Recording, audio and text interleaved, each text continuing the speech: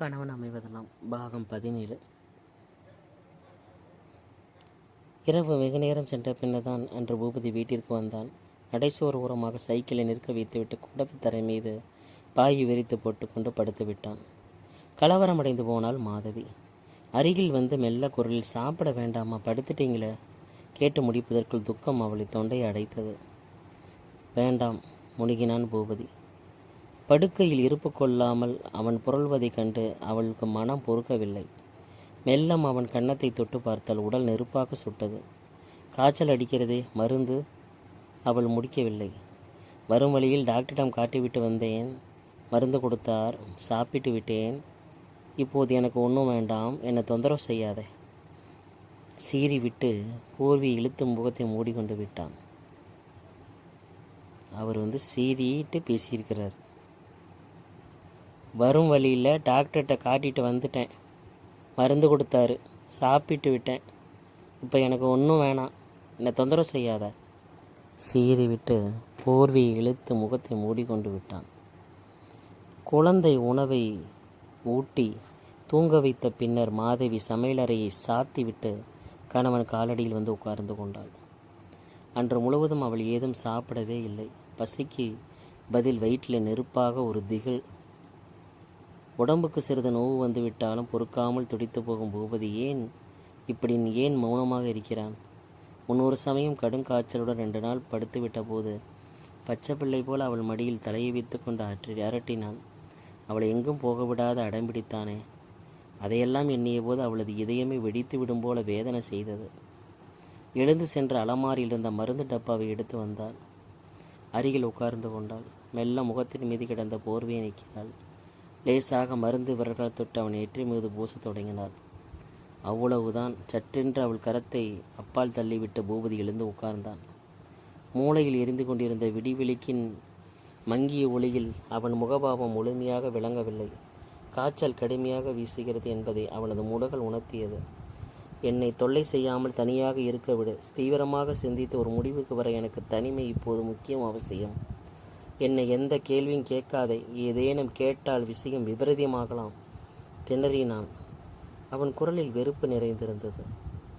மாதவி நெஞ்சு வேகமாக துடித்து கொண்டது.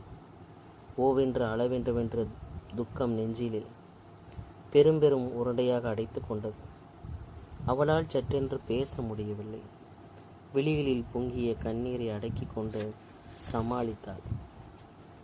நான் என்ன செய்துட்டேன்? என்கிட்ட ஏன் இந்த கோவம்?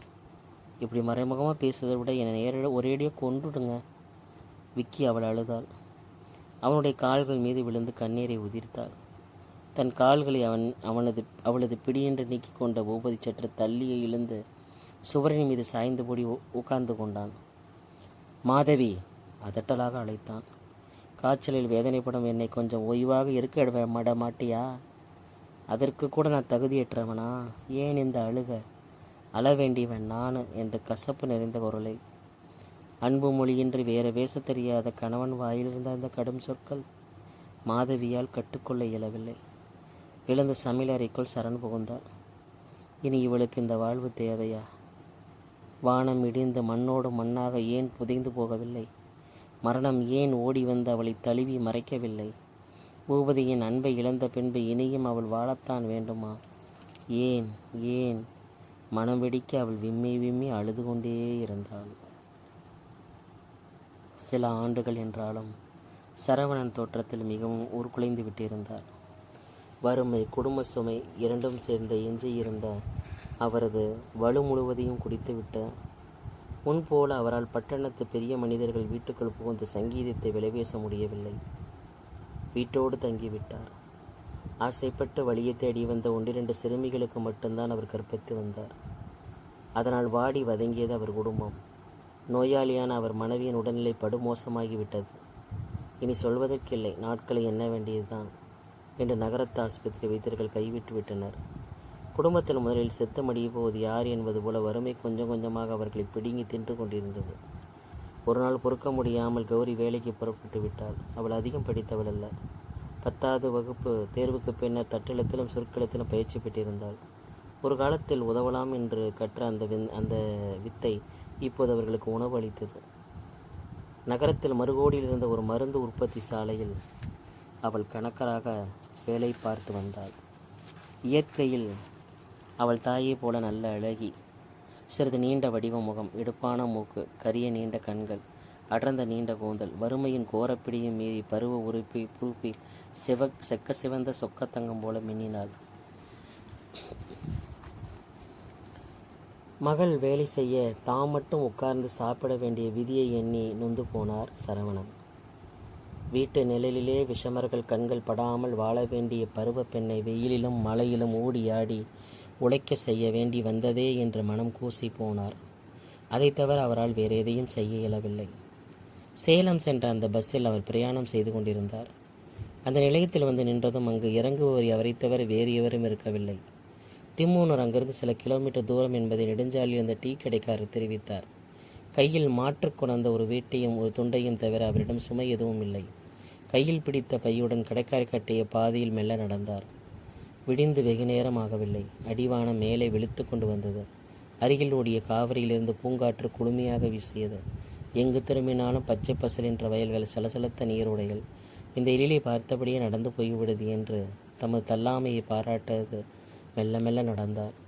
கரையை கிழித்து கொண்டு ஓடிய சிறு வாய்க்கால் மதிகின் அருகில் வந்ததும் சட்டென்று நின்றார். வீடு நெருங்கிவிட்டது போன்ற ஒரு உணர்வு. வாய்க்கால் படிகள் மீது கிராமத்து பெண்கள் இருவர் நின்று கொண்டிருந்தனர். அவர்கள் ஒருத்தி நீர் நிறைந்த குடத்தை இடுப்பில் வைத்து கொண்டு திரும்பியவள் அவர் வியப்புடன் பார்த்தாள். இந்த புதிய மனிதர் யார் என்ற பாவனை அவள் பார்வையில். பூபதி வீடு எங்கே இருக்குன்னு சொல்ல முடியுமா? பணிவாக கேட்டார் சரவணன். நேரே போய் சோத்து கையை பக்கம் திரும்பினால் வேப்ப மரம் ஒன்று வரும். அதுக்கு அப்பால் ஒரு ஓட்டு வீடு ஒன்று தெரியும். அதுதாங்க அவங்க வீடு. நல்லதம்மா, நன்றி கூறிவிட்டு மேலே நடந்தார் அவர். வெகு தூரம் அவர் சென்று விடவில்லை. காட்டினுடைய மேய்ந்து வந்த சீப்பலைகள் அவர் காதுகளில் விழுந்தன.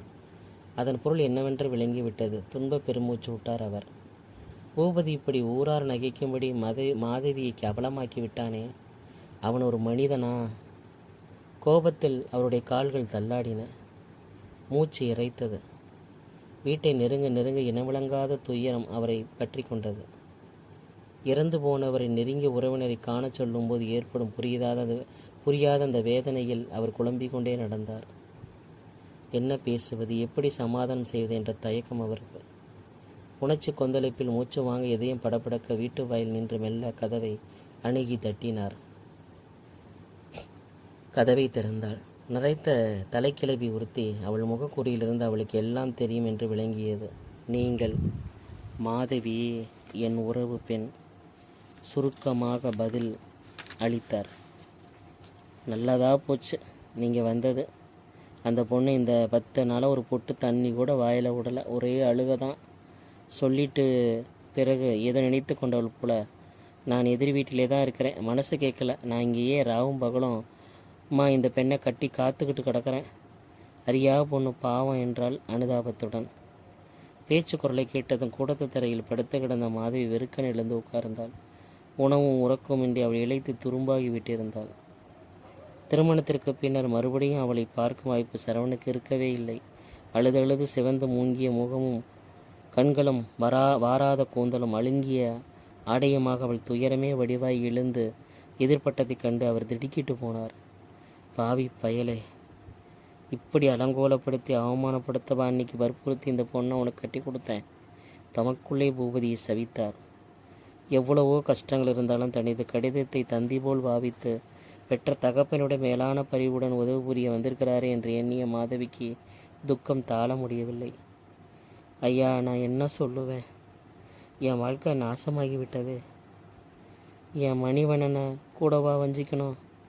திணறலுமா விம்மலுமாக கேட்டுவிட்டு அவருடைய கால்களை பிடித்து கொண்டு அழுதாள். அன்று இரவு உறக்கமின்றி முன்னும் பின்னும் உழவி கொண்டிருந்த சரவணிடம் மாதவி ஒளிவு மறைவின்றி நடந்ததையெல்லாம் கூறிவிட்டாள். இனி நடக்க வேண்டியதை பற்றி ஆலோசிக்க வேண்டியது அவர் பொறுப்பாக இருந்தது. பொழுது புலராமல் இருக்கட்டும் என்று சூரியனுக்கு கட்டளையிட்ட புராண காலத்து நலானியின் சக்தி மட்டும் அவளுக்கு இருந்திருந்தால் அன்று வெள்ளிக்கிழமை காலை பொழுதை விடியவிடாது எடுத்து விட்டிருப்பாள் மாதவி. அப்படி ஒரு பயங்கர தவிப்பு அவளுக்கு. சிலதனமாக காய்ச்சலை படித்திருந்த பூபதி உடல் முற்றும் தேராத நிலையில் பிடிவாதமாக வேலைக்கு புறப்பட்டு விட்டான். அன்று காலை அவனை வீட்டில் தடுத்து நிறுத்தி வைக்க அவளால் இயலவில்லை.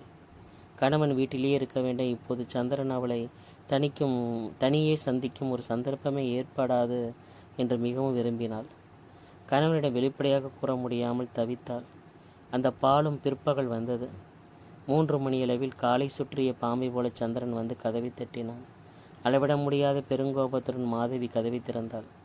எப்படியாவது வெளிப்படையாக தன் வெறுப்பை காட்டி அவனை தவறான செயலுக்கு முடிவு கட்டி விடுவது என்று முன்னதாக தீர்மானம் செய்து வைத்திருந்தான். வழக்கம்போல் அவன் சூட்டும் கூட்டுமாக வரவில்லை. ஜரிகை வெட்டி, வெள்ளை ஜிப்பா, அழகு செய்ய முகத்திற்கு கருப்பு கண்ணாடி, அணி செய்ய சுகத்தை தேடி தெரியும் சில இளவெட்டுகளைப் போல உல்லாச நடையுடன் உள்ளே நுழைந்தான். அவனுக்கு முன் அவன் வாரி உடம்பில் இறைத்து கொண்டிருந்த ரோஜா அத்தரின் மனம் முந்தி கொண்டு உள்ளே வந்தது. வாயிற்கதை வேண்டுமென்றே திறந்தபடி விட்டு வைத்தாள் மாதவி. கப்பலை போன்ற காரை கண்டதும் வேடிக்கை பார்க்க வந்து நிற்க போகும் அண்டை விட்டு பெண்கள் அவளை பற்றி தவறாக நினைக்கக்கூடாதல்லவா?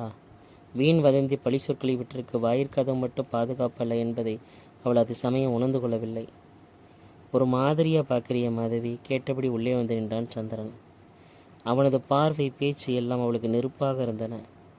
வீண் பழியை உண்டாக்கி எங்கள் வாழ்க்கையை நாசமாக்க வேண்டுமென்றே புறப்பட்டு வந்திருக்கிறீங்க. உங்களை பார்த்த பின் எப்படி இருக்கும் என்று சீறினாள். கோபத்துடன் தொட்டில் சங்கிலியை ஆதரவுக்கு பிடித்து கொண்டு நின்றாள். அவள் கால்கள் நடுங்கின. ஆசையோடு உன்னை காண வந்திருக்கிறேன், ஆத்திரத்தில் துடிக்கிறிய மாதவி? குலைவாக கேட்டுக்கொண்டு சந்திரன் அவள் அருகில் வந்தான். அவளுக்கு மூச்சு முட்டியது. என்னை பெயர் சொல்லி அழைக்கவும் இங்கே தனியே வந்து பேச முயற்சிக்கவும் உங்களுக்கு உரிமை கிடையாது. பரிமளாக்க கணவன் என்ற மரியாதைக்காக முதல் தடவை உங்களை உள்ளவரை அனுமதித்தேன். வீணான உங்கள் எண்ணம் எல்லாருடைய நாசத்திற்கும் காரணமாகிவிடும் என்று எச்சரிக்கத்தான் இம்முறையும் அனுமதித்தேன். மாற்றான் மனைவி என்ற நினைப்பு இல்லாது இப்படி பேச வெட்கமில்லை? என் கணவர் காதில் பட்டால் கொதித்து போவார். பின்னால் உங்களுக்கும் பரிமளாக்காக்கும் வீணான அவமானம் என்றால் சுட சுட. தீப்பொறி பறித்த அவருடைய விழிகளை வியார்வத்துடன் பார்த்துவிட்டு அவன் கபடமாக சிரித்தான். சினிமா கதாநாயகிகள் போல் சீராக தான் வசனம் பேசுகிறாய். இதை சொல்ல பெரிய ஒத்திகை செய்தாயோ? உன் மொழியிலேயே எனக்கு பேச தெரியும். அன்று உனக்கு அழகின் கடவுள் வேலனாக நான் இனித்தேன். இன்று வில்லனாக வந்து கசப்பை வாரி வழங்குகிறேன். அப்படிதானே? ஏளனமாக கேட்டுவிட்டு உறக்க சிரித்தான். மாதவி ஒரு கணம் நடுங்கி போனாள். ஆனாலும் துணிவை விடவில்லை. அதையெல்லாம் பற்றி பேச உரிமை கிடையாது, போதும், வாயை மூடுங்க. இறைந்து கத்தினாள். அடக்க மாட்டாத ஆத்திரத்தில் வெறுப்பும் திகிலும் சேர்ந்து அவள் தேகம் முழுவதும் வியர்க்க செய்தன. வேண்டும், அவளுக்கு இன்னமும் வேண்டும், இதற்கு மேலும் வேண்டும் என்று காது பொறுக்காத வார்த்தைகளை கேட்டு அவள் நன்றாக துடிக்கட்டும். தேன் வண்டை போல் சமூகத்தில் நிலையின்றி திரிந்து கொண்டிருக்கும் காமுகனை தவறாக நம்பி காதலன் என்று தன் மாசற்ற அன்பை அவன் காலடியில் வைத்து பணிந்தாளே, அந்த பாவத்திற்கு இன்னும் பல கொடுமைகளை அனுப்பித்துத்தான் ஆக வேண்டும். தன்னைத்தானே உள்ளர சாடி கொண்டாள் அவள். மாதவி கடந்து போனது என்று அதை எப்படி உதறிவிட முடியும்? முதலில் காதல், அது என்ன என்று அறியாத உனது களங்கமற்ற உள்ளத்திலே எனக்கு தானே நீ இடம் கொடுத்தாய். நாம் இருவரும் ஒருவருக்கொருவர் எவ்வளவு அன்பாக வச்சிருந்தோம். பணம் பதவிக்கு மயங்கி பெற்றோர்களின் பேராசைக்கு பலியானவன் நான். அதெல்லாம் உனக்கு தெரிந்துதானே? பணமும் பதவியும் எனக்கு சுகத்தை கொடுக்கவில்லையே. கொடுக்க அவைகளுக்கு சக்தி கிடையாது. ஏன் தெரியுமா? இரத்தத்துடன் கலந்து என் உயிரோடு ஒன்றிவிட்ட உன்மேல் கொண்ட ஆசை கொடும் தீயாக என்னை வாட்டி வதக்கையில் பணமும் பதவியும் யாருக்கு வேண்டும்? மாதவி, வேண்டாம் நமக்கு இந்த போலி வாழ்வு. நீ மட்டுமா சுகமாக இருக்கிறாய்? நான் நம்ப மாட்டேன். என் திருமணத்தின் போது பந்தலிலிருந்து ஓடி மயங்கி விழுந்தாயே. ஏன் விழுந்த? வேலைகளின் அலுப்பா? உள்ளம் சிதறிய உணர்ச்சி கொந்தளிப்பை தாழ முடியவில்லை. என்மேல் கொண்ட கட்டுக்கடங்கா காதலின் வேதனையை தாழ முடியாது நீ மூர்ச்சியாகிவிட்ட. அதை புரிந்து கொண்டு நான் பட்ட துயரம். மாதவி, நம் காதல் மறக்க முடியாத காதல். ஒன்று கலந்துவிட்ட பிரிக்க இயலாத பாசம். யுகமாக திறந்து ஓடி வரும் துண்டிக்க இயலாத இணைப்பு. எரிமலையாக பொங்கி போனால் மாதவி. இந்த பித்தனுடைய போக்கை எப்படி நிறுத்துவது? சிந்தித்து அவள் முடிவுக்கு வர சமயம் தெருவாயிற்படியில் ஏதோ காலடி சத்தம் கேட்டது. காலடி ஓசை கேட்டது போன்ற ஒரு மகிழ்ச்சி. யாரது? அதட்டி கொண்டு வேகமாக அங்கு விரைந்தாள். கதவு திறந்தபடிதான் இருந்தது. யாரையும் காணவில்லை. வாயில் நின்ற காரின் மீது படிந்திருந்த புழுதி படலத்தில் விரலை வைத்து கோலம் எழுதி கொண்டு நின்றனர் கிராமத்து சிறுவர் சிலர். பரிமளா அக்கா வீட்டு உப்பை தின்று விட்டோம் என்பதற்காக தான் நான் பொறுத்தேன். மிகவும் முறைத்தவரி வாயில் வந்தபடி பெதற்றுங்க. உங்களுக்கும் எனக்கும் இடையே உறவு ஏதும் இல்லை. பூபதி என் கணவர். அவரை தவிர என் எண்ணத்தில் கூட வேறு ஒருத்தரின் நிழல் படாது. தயவு செய்து போய்விடுங்க. நீங்கள் இங்கே வருவதை நான் விரும்பல, தாழ்த்திய குரலில் சொன்னாள். இடி இடி என சிரித்தான் சந்திரன். பெரிய கண்ணையை போல பேசிட்டிய மாதவி. ஏளனமாக தொடர்ந்து சிரித்தான். மாதவி அவமானத்தில் முகம் சிவந்து போனால். நெஞ்சம் பதறியது. அவனது வார்த்தைகள் சுட்டு எரித்தன. வெளியே போங்கள் என்று மரியாதையாக சொன்னால் புரியாதனா? உங்களை போக வைக்க எனக்கு தெரியும். ஓவென்று கூச்சலிட்டு அண்டை எல்லாரும் உதவிக்கு அழைக்கும் நான் துணிந்து விட்டேன். பின்னால் ஒரு அவமானத்தில் உங்களுக்கு பங்கு உண்டு, மறக்க வேண்டாம். ஆவேசம் பிடித்தவள் போல அதட்டி பேசினாள். அவள் பேசுனது நல்லா இருக்கு. திரும்ப நான் இன்னொரு பேசி காட்டுறேன் உங்ககிட்ட. வெளியே போங்க. மரியாதை சொன்னால் புரியாது உங்களுக்குலாம். உங்களுக்கு போக வைக்க எனக்கு தெரியாதுன்னு நினச்சிட்டு இருக்கிறீங்களா? ஓன்னு கூச்சலிட்டு பக்கத்து வீட்டில் எல்லாரையும் கூப்பிட்டு உதவிக்கு அழைக்கவும் நான் துணிஞ்சிட்டேன். அதுக்கு பின்னாடி வர அவமானத்தை நீங்கள் தான் பார்த்துக்கணும். அந்த அவமானத்தில் உங்களுக்கும் பங்கு இருக்குது, மறந்துடாதீங்க. ஆவேசம் பிடித்தவள் போல் அதட்டி பேசினாள். உடல் பதபதைக்க கண்கள் கனல் கக்க காளி போல் அவள் நின்ற கோலத்தை கண்டு சந்திரன் ஒரு கணம் கலங்கி போனான். என்று பதிலுக்கு உருமினான். பிறகு நான் வரேன் என்று சுருக்கமாக கூறிவிட்டு விற்றென வெளியேறி காருக்குள் ஏறி கொண்டான். தன் சுய நினைவுக்கு வர மாதவிக்கு வெகு நேரம் சென்றது.